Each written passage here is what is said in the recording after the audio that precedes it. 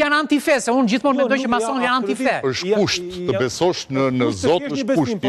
Pse është kusht dhe ju keni tempuj të tjerë? Pse nuk... Jo, nuk ka lidhje. Masoneria nuk është fe.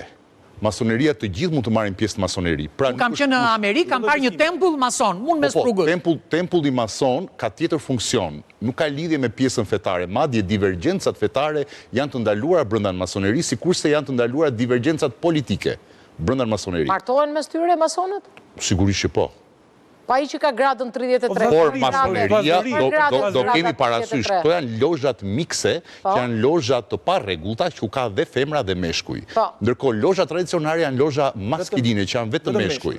A paguhet të jesh pjesë e një klubi të tillë, klub masonësh ose... Masonët kanë një kontribut, po them të periodik, ndoshta diku vjetor, dikur 3 mujor apo 6 mujor, e cila shërben për shpenzimet të organizimet të cilat janë ceremonialet e tjera që janë masonike, por jo, nuk paguan kuotim të detyruar për të bërë mason.